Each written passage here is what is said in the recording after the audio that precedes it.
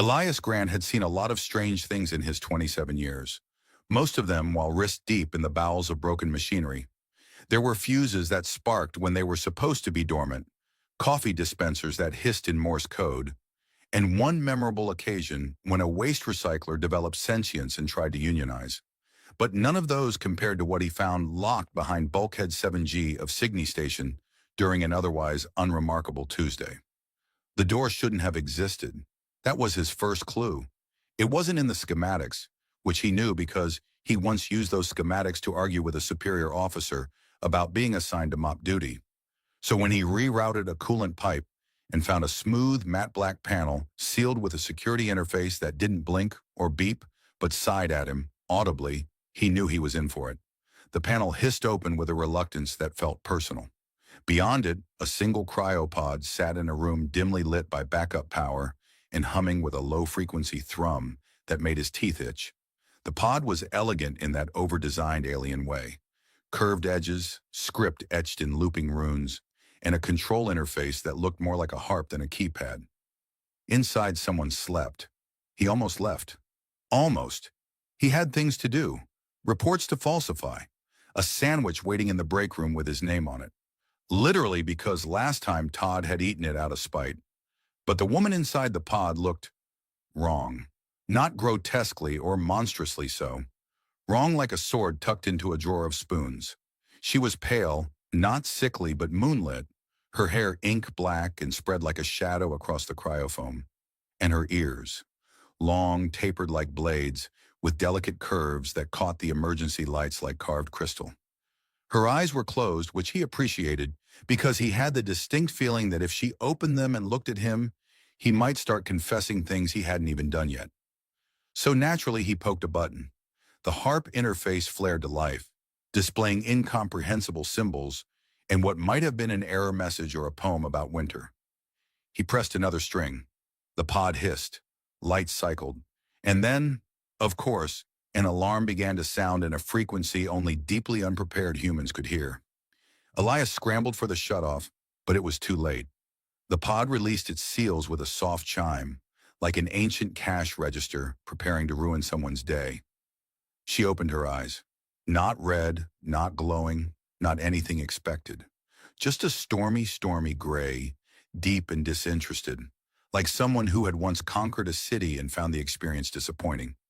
She sat up slowly, then looked at him with the kind of expression people usually reserved for realizing they were out of milk halfway through pouring cereal. "You are not one of mine," she said. Her voice was silk caught on a blade. Elias smiled the way someone does when caught holding a plasma torch next to a ruptured fuel line. "Technician Grant, Signy Station. Welcome?" She tilted her head. "Did you free me?" He hesitated. "Technically, yes." A long pause. "Why?" That was a tricky one. Curiosity sounded irresponsible. Loneliness sounded pathetic. And I was trying to avoid cleaning a vapor separator. Didn't exactly scream heroic. "I'm a people person," he said instead. She stared at him. He wondered if she was telepathic. She had the look of someone silently judging his cholesterol. Finally she stood, fluid and tall, and stepped from the pod with a kind of grace that made gravity seem optional. Her long ears twitched as she took in the room. "How long was I frozen?" Elias checked the readout. "Looks like 87 years? Give or take a decade. Also, someone set your cryo unit to meat locker, so you might be a little stiff." She blinked. "And you? You found me by accident?" "Yes." "You are not being tracked?" He glanced over his shoulder. "Not more than usual. My supervisor does like to monitor bathroom breaks." She squinted. "You are strange." "I get that a lot." She nodded once, then walked past him. No thanks. No demand. Just a silent glide toward the hallway like she owned the place, and everyone else was renting at best. Elias stared after her, then realized two things. One, she was headed toward the restricted wing. And two, if she got shot by one of the sentry bots, he would absolutely be blamed. He chased after her. "Listen, I don't know who you are, but maybe we don't wander into high security zones." "I am Varela," she said, not stopping. "Highborn of the Ninth Eclipse, blood-marked of the Hollow Star, Keeper of the Last Ember. Elias paused mid-stride. That's a lot of titles. Do you need them all? Couldn't you just go by V? She turned very slowly. Did you just abbreviate me? Well, to be fair, I abbreviate everything. I call Commander Sullivan Commie Sully. Not to his face, obviously. Or, actually, I did once. That's why I'm in sanitation now. She didn't smile, but her expression shifted. Less murdery, maybe 20% less. Do you wish a reward, Elias Grant? Just not being vaporized would be great. Then consider your request granted. And with that, she vanished. 1 second she was there. The next she was a blur of movement and a fading shimmer of cloak. Elias stood there, blinking. After a moment, the station's automated voice chirped into life. Alert. Unauthorized biosignature detected in Sector Alpha. Containment protocols initiated. He sighed. Well, I guess I'm not finishing that sandwich. Elias didn't sleep much that night, not because of guilt or worry, though both made valiant attempts, but because he kept hearing whispers in the station's comm lines. Not words, just presence. Something old. Something that didn't belong here, yet now moved like it had been here all along. In the morning, no one mentioned the missing cryopod. No one saw the sealed room. The logs were gone. The security footage showed only Elias talking to empty air, like a man gently losing his mind one circuit at a time. He told no one, not because he was afraid, but because deep down, he wasn't sure if what he'd seen had been real or if City Station's awful coffee had finally taken its toll. Still, sometimes when he passed Bulkhead 7G, he could swear he heard a voice, velvet and sharp, whispering just at the edge of understanding. Strange little human.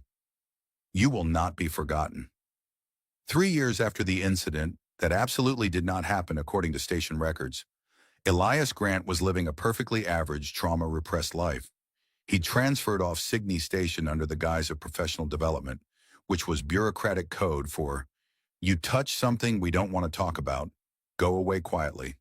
He now worked planetside, fixing surface drones for a mining colony on Trellis 4, which was known for 3 things: rocks that occasionally exploded, and winds that could flay a man's dignity in under 2 minutes. Elias had adjusted. He had a routine. Wake up, curse gravity, argue with the coffee machine that believed it was sentient and French, and then trudge into work where various forms of machinery tried to kill him in subtle and occasionally seductive ways. He hadn't thought of Virella in a while. Not really. Okay, maybe once a week, possibly twice on Thursdays, but only because she haunted his dreams in a way that made sleep feel like an unpaid internship.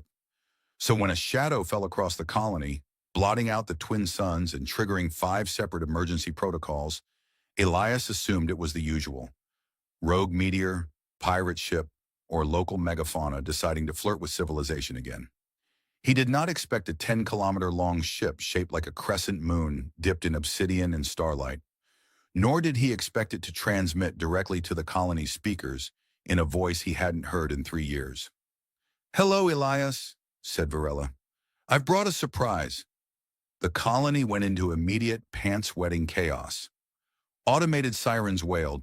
The defensive drones tried to launch but were politely shut down by a wave of alien code, so refined it included proper grammar and punctuation.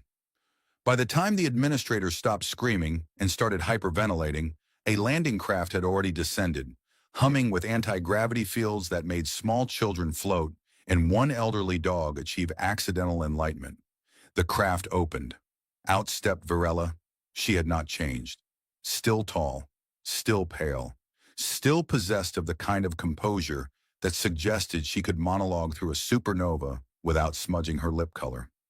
She wore armor that looked grown rather than forged, elegant and lethal, with veins of crimson light pulsing like a heartbeat. Beside her walked a child. The child was about 7, possibly 8, though with aliens and their various growth rates, it could also have been 40 or -3. They had white hair so fluffy it might qualify as a weapon and long ears that stuck out proudly like antennae, picking up the secrets of the universe. Their eyes were a pale gold, curious and fierce, and they looked up at Elias like he was a particularly interesting lab rat. I named her Ara, said Virella. Elias blinked. Is she yours? Yes. And she's not here to kill me? Not currently. He opened his mouth to form more words and found most of them had run away screaming. Why are you here? Why now? Virella turned to look at the colony. Her gaze swept over the buildings, the terrified engineers, the drones attempting to dig escape tunnels, and returned to him. There are movements in the dark, she said. Empires rising, old blood stirring. The Zentari prepare for war. That's bad, Elias offered helpfully. Yes, you are at the edge of their reach. Soon they will claim this system, unless someone stands in the way. Elias rubbed his face. You brought a child to a war? She insisted. She is difficult. I can see that, he said, watching Ara attempt to bite a solar panel. Virella stepped closer. I have come with an offer. Protection, knowledge, power. That's 3 offers. One bundled offer. And in return? She tilted her head. In return, I ask only this, that you come with me. To where? To Earth. Elias stared at her. That place hasn't liked me since I filed an incident report using only emojis. She gave him a look that made even the wind shut up. You are not what they expect. You are flexible, honest, foolish. Wow, flattery. Really laying it on thick. Era returned, now wearing what looked like the remnants of a drone's internal wiring as a crown. Can he do tricks? She asked. Virella's mouth twitched. He is a technician. Then he can fix things? In theory. I broke 3. That was fast, Elias muttered. Virella extended her hand, not threatening, not commanding, just offering. I came back because of a promise, she said. Not yours, mine. Elias looked at the ship, at the sky, now clear again, except for the silhouette that didn't belong. He looked at the child, who was now attempting to reverse engineer a maintenance bot using teeth and determination. And then he looked at Virella, whose eyes had not changed since the day he'd first seen them, stormy and unreadable. I have a job, he said. You have excuses. I also have a very judgmental coffee machine. Then we must depart before it notices. He sighed. Fine, but I want it on record that I was kidnapped politely. Duly noted, she said. He followed them onto the ship.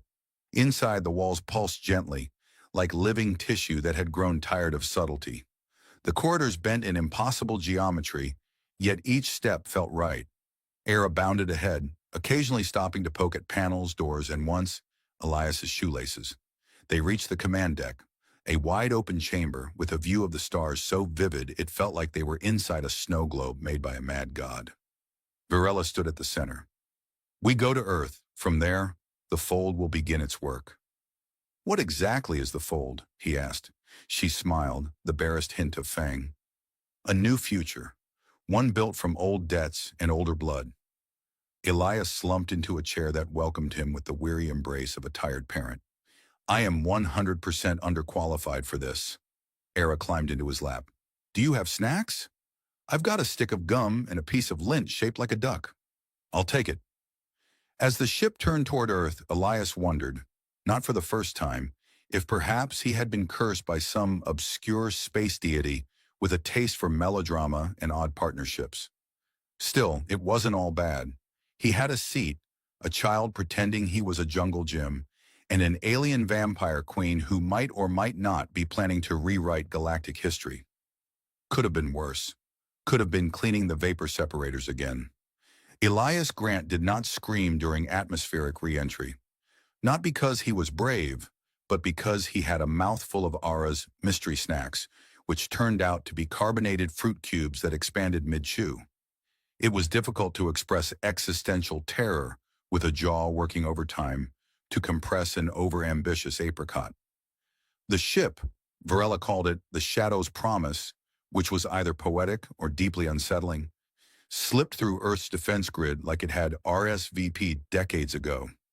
No alarms, no scrambled fighters, just a gentle hum, a flicker of reality bending around its hull, and then they were gliding silently through cloud cover toward the Pacific quadrant.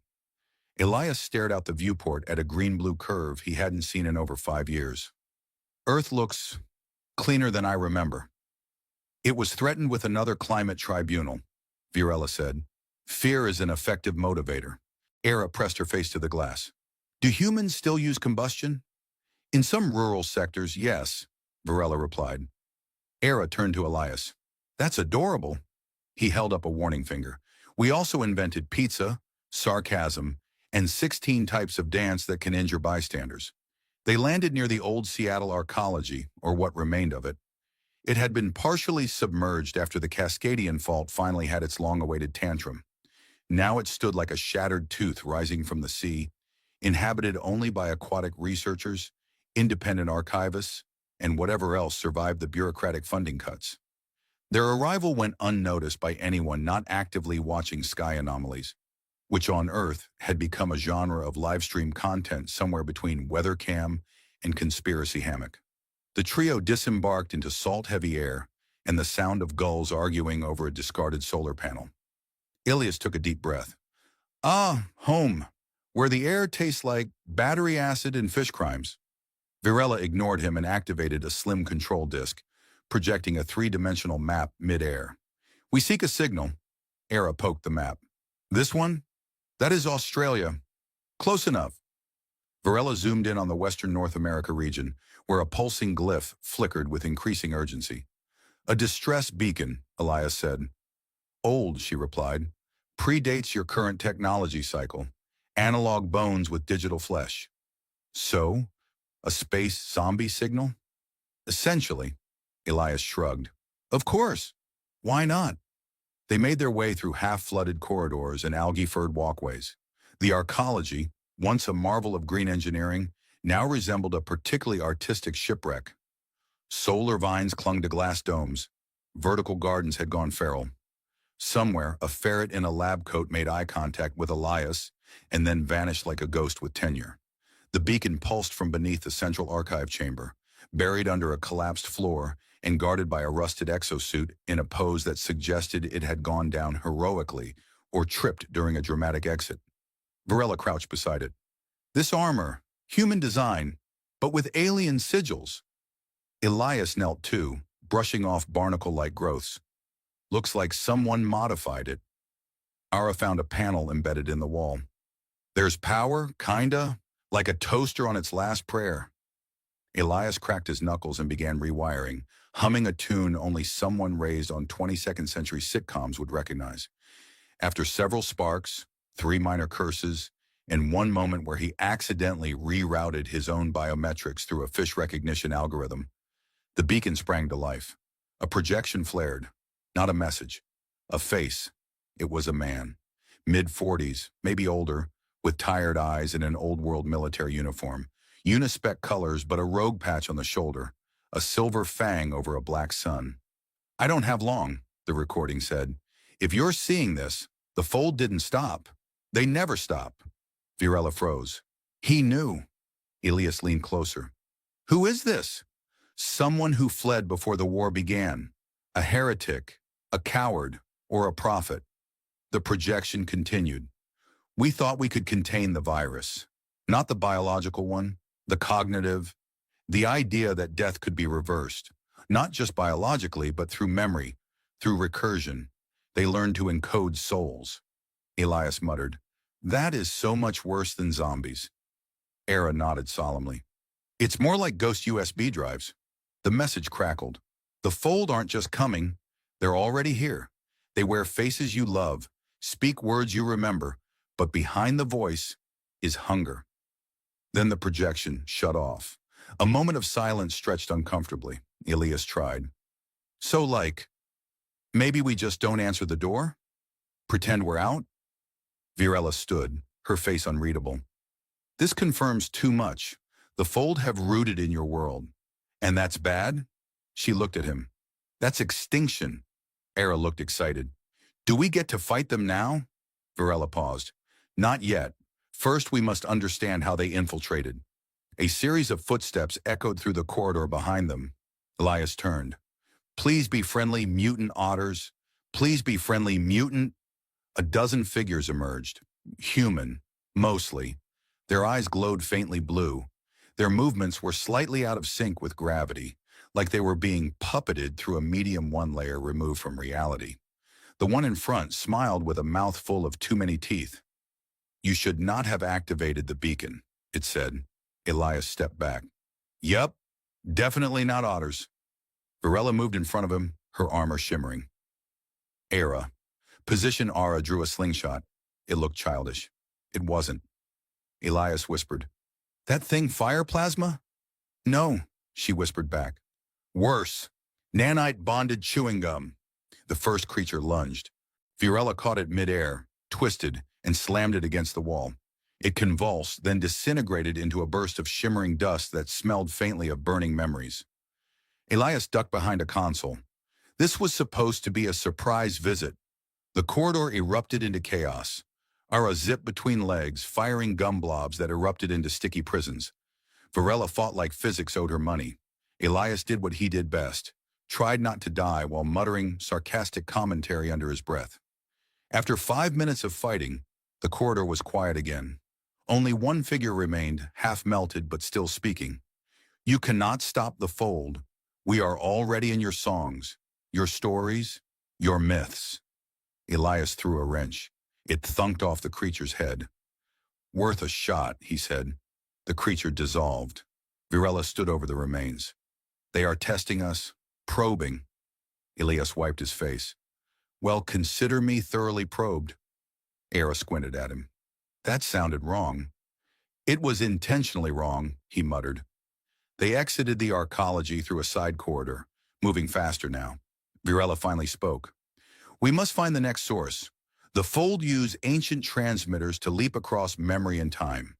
If we can destroy them—" Elias held up a hand. "Wait, time?" She looked at him.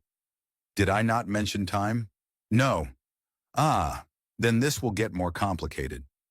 The problem with chasing time anomalies is that they rarely hold still long enough to be reasoned with."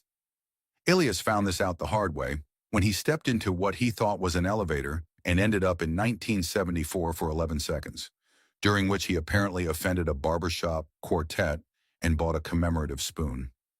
He reappeared beside Varela and Ara just as the spoon disintegrated into dust and regret. "This is ridiculous," he muttered, checking himself for sideburns.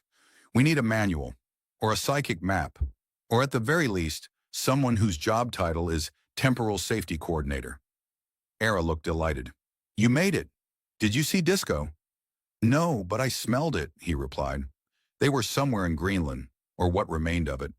The glaciers had retreated decades ago, replaced by data farms and climate reparation parks, and then abandoned when the solar flares of 2171 fried half the northern hemisphere's satellite grid. Now it was a haven for the weird, the independent, and the irreparably nostalgic. The perfect hiding place for a fold transmitter. Their ride was a skimmer that looked like someone had merged a manta ray with a hovercraft.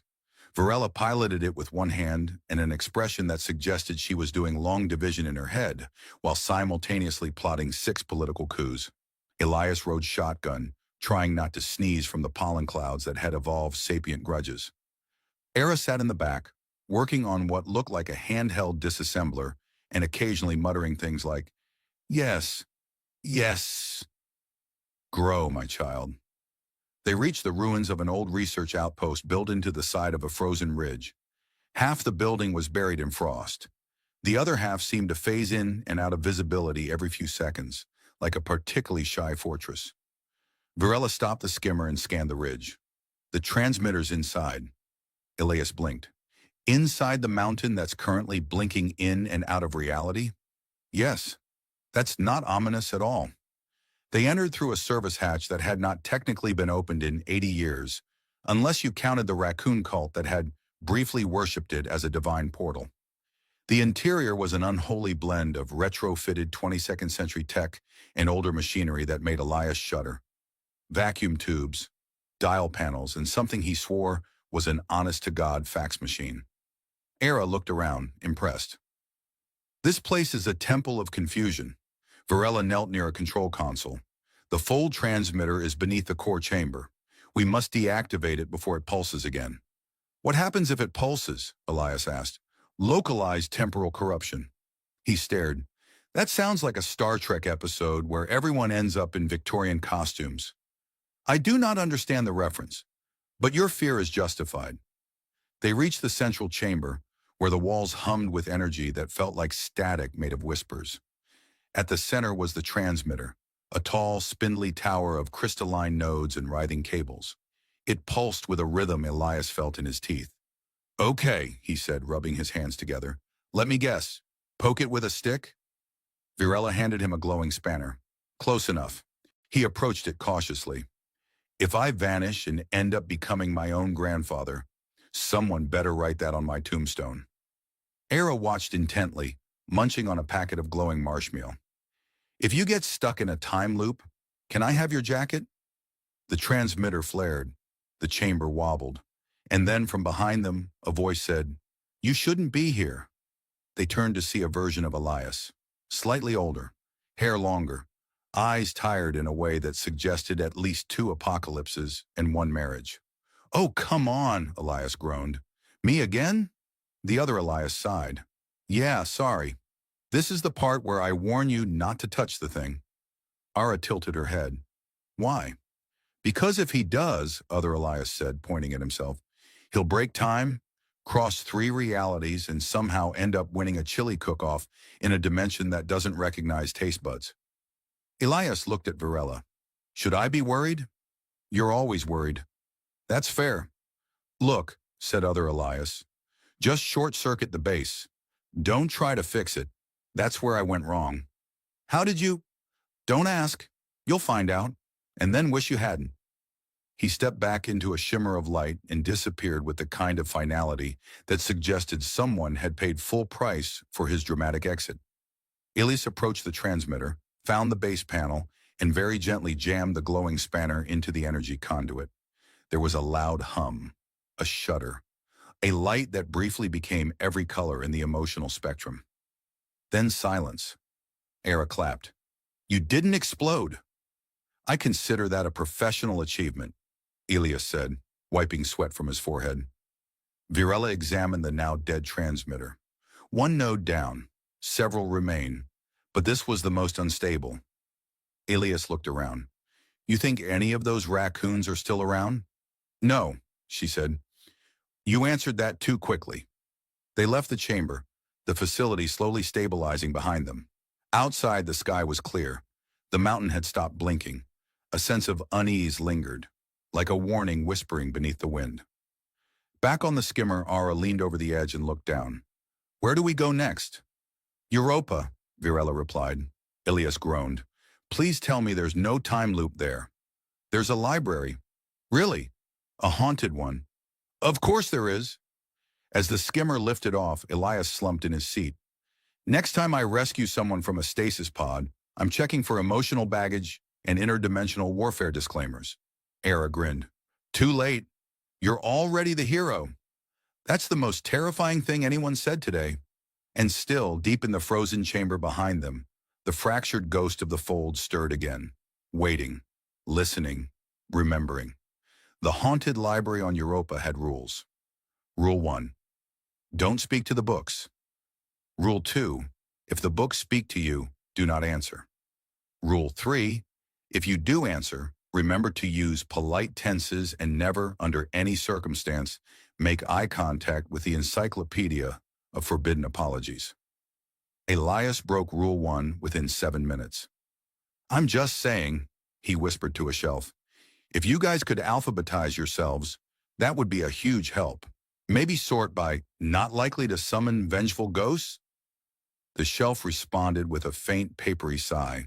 Ara was already halfway up the central spire on her grappling boots, attempting to bypass what she called the floating memory maze, by quoting children's rhymes backward while eating freeze-dried noodles. It was unclear whether this was a recognized technique or just something she enjoyed. Virella moved with purposeful silence, her armored presence setting off faint whispers from ancient data scrolls.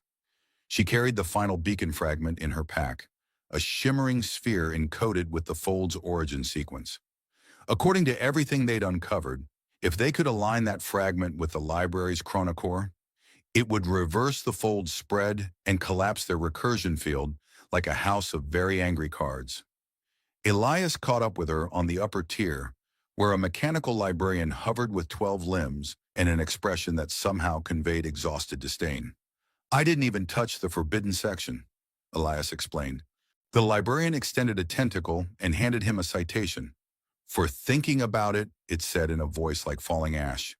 They bypassed the catalog rift by quoting a passage from Temporal Ethics for Idiots, a book Elias had once skimmed during an awkward bachelor party.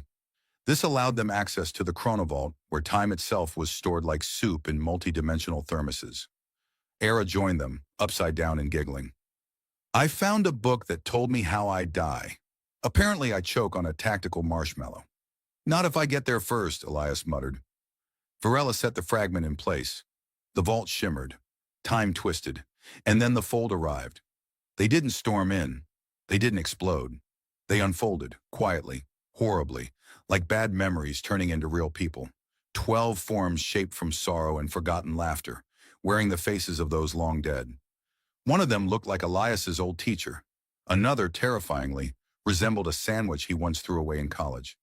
"They'll try to confuse you," Varela said. "Already confused," Elias replied. The fold advanced. Era launched the gum cannon, which now operated on sheer optimism and sour apple flavor. Varela stood at the chronocore, reciting an activation chant composed of mathematical insults.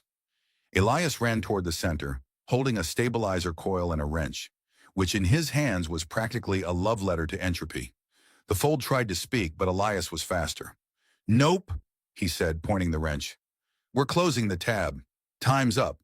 Get your spooky narrative nonsense out of our reality and take your weird time loop subscription with you." The chronocore surged. Varela activated the sequence. The fold shrieked, but not aloud.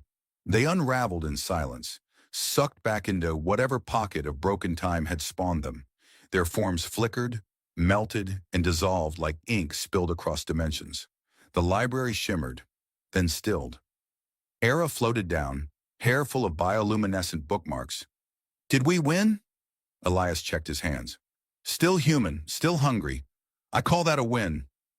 Varela turned, her expression softer than usual. "The recursion is ending. Time is realigning. The fold cannot cross again, not without being invited." Elias eyed her. "So don't open any mysterious envelopes." "Got it." They exited the library under flickering lights. The skimmer was waiting. As they ascended through Europa's icy atmosphere, Elias looked back one last time. "I used to think saving someone was just a one-time deal," he said. "You make a choice, feel good about it, and move on."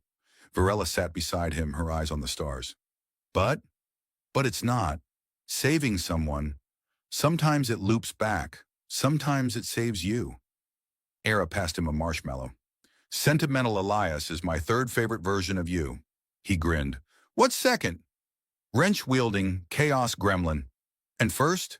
"The one who made Varela laugh that one time." Varela did not smile, but she did nudge Elias gently with her shoulder. "You changed," she said. "So did you," he replied. The ship curved through the orbit and set course for Earth. Below, the planet was still imperfect, still messy, still beautiful, and safer now, at least from the fold. Elias sat back, arms behind his head. "So, what now?" Varela looked ahead. "There are other fragments, other threats. The galaxy is vast." Era raised a hand. "Can we stop for noodles first?" Elias nodded. "And ice cream. Definitely ice cream." The stars stretched ahead. Behind them, time settled. The future, uncertain, uncooperative, and occasionally hilarious, awaited. They flew on, together. The sky over Valeth was the color of rusted copper, always humming faintly, like a broken machine pretending to sleep. Out here, on the edge of the red wastes, things didn't scream as they died. They flickered, whirred, and then blinked out like tired stars. She stood barefoot on the sand, watching a buzz vulture pick at the metallic spine of a dead crawler tank. The tank had tried to shoot her yesterday.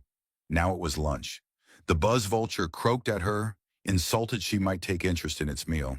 She raised a hand, and the wind subtly changed direction.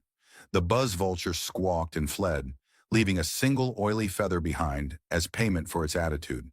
She didn't speak, not because she couldn't, There just wasn't a point anymore. Her voice, when used, tended to spook the old machines and make the small rodents explode in a way that was difficult to clean up. So silence was her preferred company. Silence and the fragments of the old world she kept repairing in the half-buried structure she called home. It had once been a research outpost. Now it was her salvage den, her tomb, and her reluctant sanctuary. Today was supposed to be the same as every other day. She'd take the damaged memory core from the wrecked drone near the southern cliffs, plug it into the wall console that only worked when threatened, and listen to the AI whimper in broken Shakespearean sonnets until it gave her something useful. But she didn't get that far. Something moved on the ridge above her shelter. She noticed it because everything else went still. The wind paused. The sand stopped its hiss. Even the old vent in her wall, which usually made a polite wheezing sound, froze mid-exhale. Something was wrong. She looked up. It was a human. Male, tall, dust-caked, definitely sweating. He was not aiming a weapon. He wasn't shouting. He was waving. She blinked. He waved again. She squinted, unsure whether she was hallucinating. Hallucinations didn't usually wear Federation dog tags and mismatched boots. Then again, her last hallucination was a talking cactus that argued about existentialism, so anything was possible. She narrowed her eyes. He said something she didn't catch. The wind restarted just in time to erase his words. She considered lifting her hand to give him the usual warning pulse. Just enough energy to make the air sizzle and his bones feel uncomfortably magnetic. But he didn't look like a threat. He looked like a mistake. She lifted her hand. He flinched, but held his ground. She waved. He blinked, stunned, then gave a double thumbs up like an idiot. This was, without question, the strangest thing to happen in weeks. She turned without a word and walked back inside. If he followed, that was his problem. An hour later, her outer sensors lit up. He was still there, sitting on a rock, eating something from a silver packet with the determination of someone who didn't care if it killed him. She opened the door with a creak that sounded like disapproval. "You know," she said, her voice making the sand tremble slightly, "most people scream and run by now." He looked up, chewing. "Most people have better instincts than me." She stared. He swallowed. "Dax, that's my name. You got one, or should I just keep calling you the tall, glowy lady in my head?" She raised an eyebrow. "Glowy? It's a compliment. I like glowy. It's celestial." She considered frying the sand beneath him to make a point. Instead, she sighed and let the door stay open. "You're a deserter?" Dax blinked. "Well, that's a hell of a first guess." "Correct, but ouch." She walked back inside. He followed, hesitant, looking around like the air might bite him. It wouldn't. Not immediately. "This place is cozy," he said, eyeing the hanging wires and wall of disassembled drone parts. "Bit of a minimalist apocalypse vibe." She ignored him and began adjusting the input conduit on a corroded power cell. He moved closer, nudging a small hovering stool aside with his foot. "You don't talk much," he said. "You talk too much," she replied. "Well, I've been alone for 3 months, so talking's all I have. Unless you want to hear my musical impersonation of a plasma turret. It's very lifelike." She looked up. "I'm going to regret this." He grinned. "That's what people usually say right before they don't regret something." "No, they usually say that before the building explodes." "Fair." She turned back to the conduit. The system sparked, hissed, and then stabilized. The wall screen flickered to life, showing an old Federation schematic. Dax whistled low. "Is that a Mark 9 interface? These are illegal to touch in 6 systems." "Good thing we're in the 7th, she said. He gave her a side glance. "You're not what I expected." She frowned. "You expected a monster. I expected a laser to the face, so you're technically exceeding expectations." The screen beeped. A new file unlocked. She tilted her head as old logs scrolled by. Forgotten data, dusty secrets. Her fingers danced across the interface. Dax watched her for a long moment, then asked, "Do you mind if I stay a bit?" "Just until I figure out what the hell I'm doing next." She didn't answer, but she handed him a broken circuit board. He took it, confused. "Fix it," she said. He turned it over. "I'm more of a break things and blame others kind of guy." "Then you'll adapt." He grinned and sat beside her, holding the board like it might detonate. "So, what do I call you?" She hesitated. It had been a long time since she gave a name. Even longer since someone asked. She murmured something quiet. He leaned in. Sorry, say that again.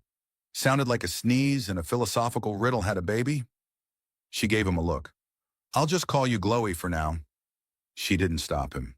She could always melt his boots later. Dax scratched his head, holding the smoldering circuit board between two fingers like it might explode or sprout legs and run off. So, Glowy, you sure you want me fiddling with this thing? I'm not exactly a tech wizard, more like a tech prankster with a bad sense of timing. She glanced at him, expression unreadable. It's either you or the sentient toaster. At least you don't threaten to burn down the shelter every time you move. He laughed. Point taken. But I swear, if that toaster starts humming operas again, I'm out. For a moment, the only sound was the soft hiss of the damaged tech breathing life again, sputtering, then finally stabilizing. Dax looked impressed. Hey, I'm a fast learner. She rolled her eyes. Barely. Dax grinned. You know, it's weird. You'd think an alien with electric hands and a reputation for frying drones would be, I don't know, less patient. Patience is a survival skill, she said, especially when everyone else is too scared to stay for more than a second. Yeah, well, most people don't wave first. He mimicked a tiny wave, then shook his head.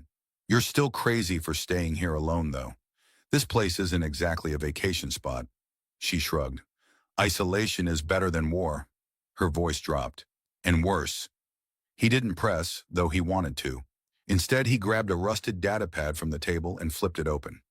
So, tell me about your powers. Because I'm guessing glowy hands isn't the whole story. She exhaled sharply. You want the short version, or do you want to hear the one where I accidentally blew up a supply drop just by sneezing near it? Definitely the sneeze story, Dax said, eyes bright. She hesitated, then smiled faintly. Fine. The sneeze story. It was during the third battle of Arcturus IV. I was hiding in the rubble trying not to die when a dust mote tickled my nose. I sneezed. The shockwave collapsed the nearby supply drop. Food, ammo, the whole lot. Gone.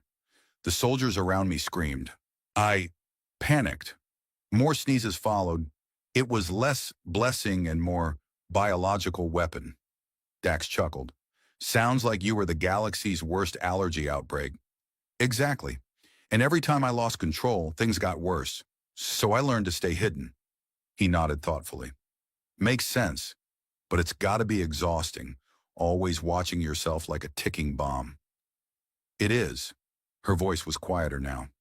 I never wanted to be dangerous. Dax reached out and tapped a panel, causing a tiny drone to spring to life and hover near his shoulder. Well, you're not dangerous to me, unless you start sneezing again. She laughed, a rare, genuine sound that felt strange in the silence of her shelter. I'll try to keep it to a minimum. For a while, they worked in companionable silence, her repairing devices, him fiddling with scraps, and telling ridiculous stories about his time in the Federation Army. He claimed to have once accidentally hacked a vending machine to dispense every snack at once. She raised an eyebrow. And? Let's just say the barracks smelled like burnt cheese for a week.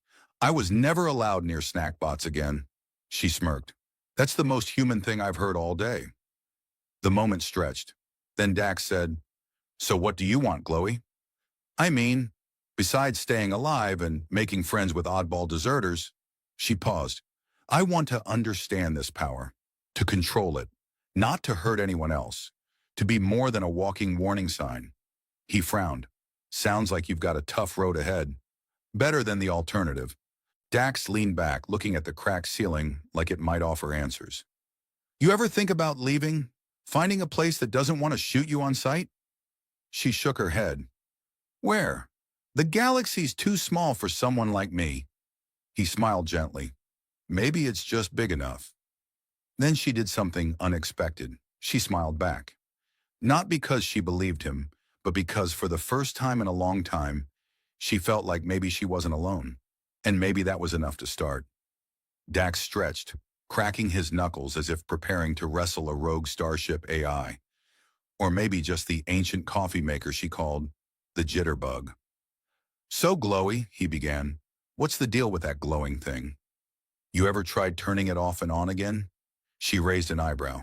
You think I'm some malfunctioning droid? He laughed. I'm just saying sometimes a reboot fixes more than tech. Maybe you need a break from being a one-woman supernova. She rolled her eyes. If only it were that simple. Dax grinned and ambled over to a cluttered workbench, where a tangle of wires and blinking lights threatened imminent meltdown. Well, since I'm here now, I guess I'm part of your break it and fix it team. More like break it and pray it doesn't explode, she muttered, adjusting a panel on the wall that hummed softly. The day outside was another shade of burnt orange, and the wind carried the faint buzz of scavenger drones far off in the distance. They were too stubborn or desperate to leave her alone, which meant she'd probably have to teach them a lesson involving electromagnetic pulses and a generous dose of shock therapy. Not today, though. Today, she let Dax tinker while she contemplated the flickering hollow map glowing faintly in the corner. You ever think about the past? She asked suddenly, voice low. Dax looked up, wiping grease from his hands. Only every time I try to sleep and it messes with my dreams. She chuckled. Same. I guess it's why I'm out here, running from my past. Not as flashy as your I glow and wreck stuff story, but it's got baggage. Everyone's got baggage.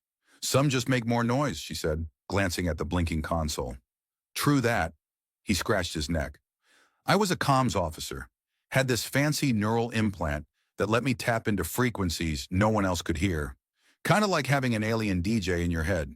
She smirked. Does it play better tunes than your playlist? Only if you count static and war cries. He laughed. Anyway, the implant started picking up weird signals. Not just noise. Something alive, maybe? Couldn't figure it out.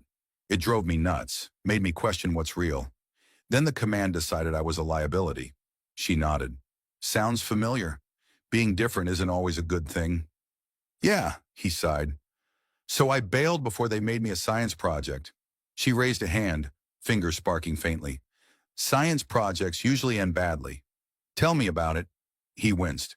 So here I am, crash landing into your little corner of nowhere. She raised an eyebrow.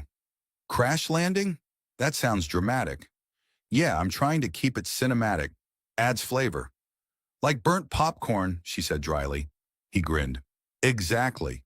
Suddenly, a warning beep cut through the conversation. The holomap blinked red, indicating a ship entering the sector. Fast and unauthorized. She tensed. Scavengers! Dax sprang up, already grabbing a plasma pistol from the rack. Scavengers with a death wish. She smiled grimly. Or bad aim. The air filled with tension, but Dax cracked a joke. You think they'll notice if I pretend to be a malfunctioning drone? She snorted. You'd short circuit in 5 seconds flat. Worth a try. They moved quickly, barricading the entrance with whatever scrap tech they could muster. The scavenger ship landed roughly outside, kicking up dust clouds like a tantrum-throwing toddler. From the hatch emerged 3 figures, hulking, armor-clad, and clearly not interested in making friends.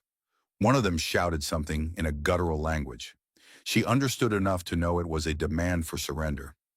She stepped out, hands glowing faintly in warning. You want to pick a fight, you'll find I'm less forgiving than the local sandstorms. The leader sneered. And you are? The inconvenient surprise. Dax moved beside her, pistols drawn. Meet the welcoming committee. The scavengers laughed, until she raised a hand and sent a pulse of energy that knocked 2 of them off their feet, scrambling like malfunctioning bots. Seriously, she said, voice calm but deadly. Don't make me clean up your mess. Dax fired a warning shot that singed the ground near the last scavenger's boot. We're not here for fun, but we're ready for it if you insist. The leader growled but signaled retreat. As their ship roared back to life, she watched them disappear into the horizon, her glowing hands dimming with the fading danger. Dax exhaled. You make a compelling argument for solitude, she smirked. I make a compelling argument for not dying. He laughed. Touché. For a moment they just stood there, the desert wind swirling around them like a slow dance of dust and forgotten secrets. So, Dax said, nudging her with an elbow, what's next for the mysterious glowing lady and her new partner in chaos? She looked at him, long ears twitching slightly. Next? Maybe we figure out how to survive without frying half the sector, or at least how not to get bored. He grinned wide. I'm good at boredom. And explosions. She smiled, and for the first time, the isolation felt less like a sentence and more like a challenge worth facing, with a surprisingly human soldier at her side. The wind outside howled like a malfunctioning AI karaoke machine. But inside the bunker, it was all sparks and mild swearing. Dax was elbow-deep in the ancient reactor housing, muttering curses in 3 languages, 2 of which he admitted to learning just to insult faulty tech. I swear this reactor has the personality of a spoiled replicator. It's like it wants to blow up just to spite me, he groaned. Behind him, she was reassembling a neural uplink with practiced hands, her fingers glowing faintly as they fused delicate fibers. You keep talking to it like that, and it might actually take it personally. Good, Dax snapped, yanking a cable. Maybe then it'll finally give me some respect. A sudden spark singed his sleeve, and he yelped. She smirked. See? Told you. It is listening. I knew it, he muttered, sucking on his finger. This thing has a grudge. Everything in this bunker has a grudge, especially the food dispenser. Dax glanced at the dented dispenser in the corner and narrowed his eyes. You're telling me that toaster's cousin is sentient? I've caught it hissing when I walk by. That's not hissing. That's its way of flirting. She looked up. With you? Why not? I have a certain rustic charm, she snorted, more like radioactive charisma. He grinned, leaning back against the console. I'm writing that on my helmet. They worked in silence for a while, the kind of quiet that wasn't awkward anymore. Outside, the twin moons were rising, one red, one silver, painting the barren landscape in strange light. Inside, the hum of the reactor gradually leveled out. Dax tapped the console, surprised. Well, look at that. She's purring now. She? I've bonded with her. You can't stop it. She shook her head but said nothing. There was something about watching him stubbornly patch together old systems, as if he were stitching life back into dead things, that stirred something in her chest she hadn't felt in years. It was disorienting. He caught her staring. What? Do I have space grease on my face again? No, I just never met someone who treated broken things like they could still work. Dax blinked, the joke dying on his tongue. Well, sometimes the broken ones are just waiting for someone to notice they're not beyond fixing. Her eyes dropped. That's optimistic. It's either that or talk to the hissing toaster again. She laughed, and it sounded like the kind of laugh she hadn't used since before the war. Then a faint ping echoed from the uplink panel. A message, static at first, then a garbled voice broke through. Station 2, emergency with bioweapon breach. Repeat. Dax's eyes widened. That's a Federation code, but it's ancient. Looks like it's been looping for years.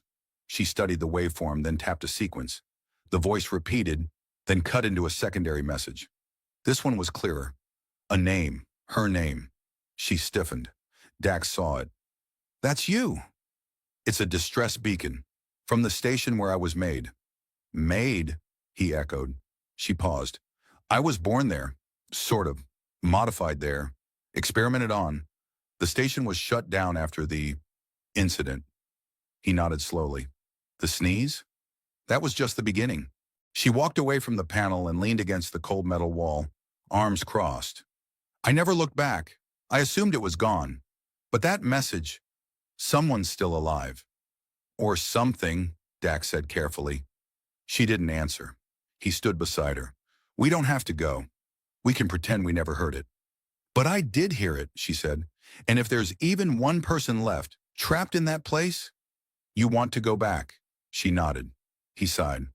All right, but only if I get to pilot the shuttle and name it something cool, like the questionable decision. She cracked a smile. That's actually fitting. You wound me. I was also considering the glorious mistake. That one's taken, by your face. He grinned. Okay, now I know we're getting serious. Let's gear up. The next morning, they prepared the old scout ship hidden beneath the bunker. It had been gathering dust and rust, but after a few power cells, coaxing, and Dax threatening to sing to it, it roared to life like an angry tiger. I told you she likes me, Dax said smugly. She's just afraid of your voice, she replied, tightening her harness. The flight toward the abandoned station took 3 hours. Dax kept making jokes about haunted corridors and mutant cafeteria food. She said nothing, staring out the viewport as the massive silhouette of the forgotten station emerged from the void, a skeletal giant drifting in silence. As they docked, the automated systems lit up, flickering like a corpse remembering how to breathe. The station's AI stuttered.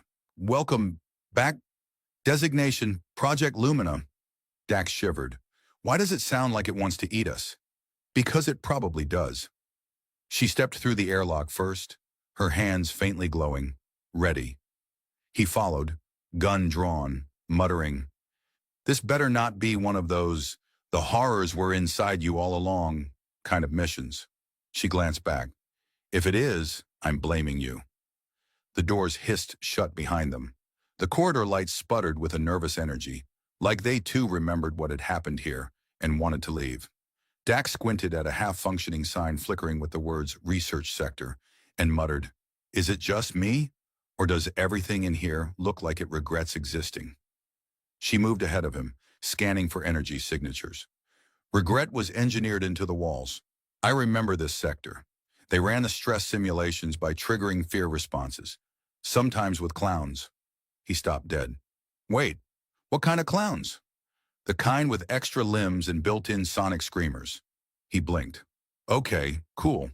So no party balloons.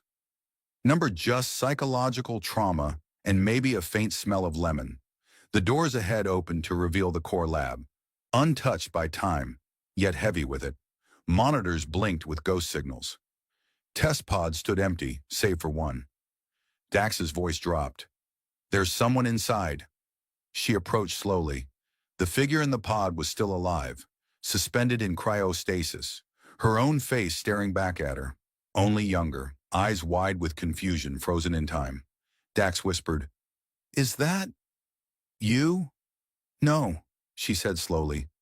"It's who I was, before the final modification, before I became this." The system registered her presence and initiated thaw protocols. Dax leapt forward. "Wait, are we sure defrosting your clone isn't the worst idea in a building designed to break people?" But the process had already begun. A hiss of steam, a shuddering breath, and the girl inside gasped awake. Her gaze locked on them. "I remember you," the younger version whispered. "You left me." She froze. "They told me you were gone." "They lied. They always lied." Dax edged toward the door. "So this is emotionally charged.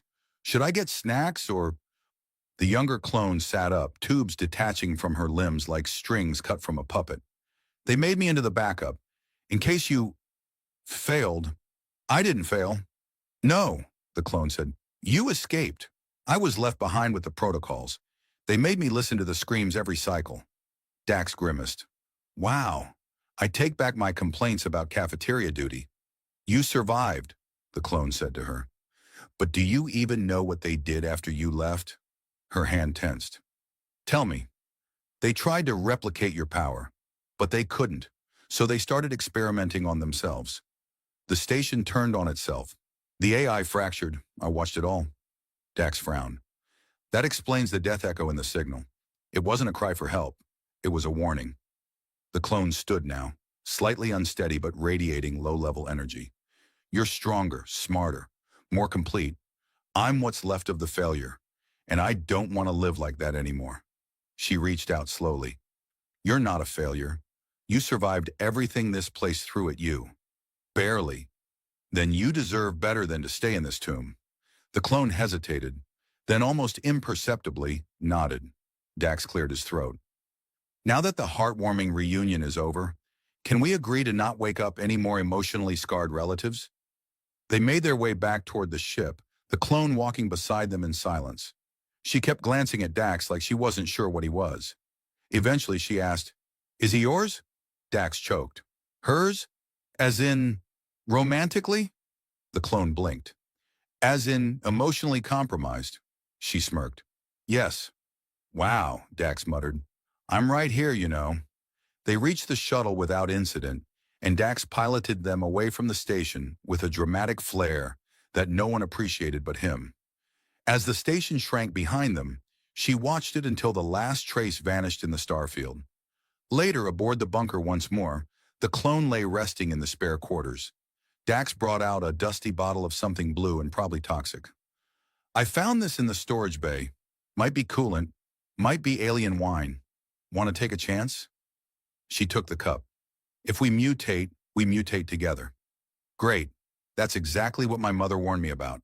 They sat quietly, watching the stars through the cracked viewport. She thought I abandoned her, she said finally, but I didn't even know she existed. They kept so much from me. I used to think being powerful meant being feared, but all I ever wanted was not to be alone. You're not alone now, Dax said, and I mean that in the least clingy way possible. She smiled. You're still here, after everything. Yeah, well, he said, sipping the glowing drink and coughing. Some of us are bad at leaving. Good, she said, because I think I'm ready to stop running. He looked at her, serious now. Even if they come after us? The Federation? The scavengers? The angry AI toaster? I have a name now. I know where I came from. And I have you. Let them come. He raised his glass. To radioactive charisma and glowing hands. She clinked hers against his. And to not blowing up while figuring out what it means to be real. They drank. Outside, the moons rose again. The world didn't change, but she did.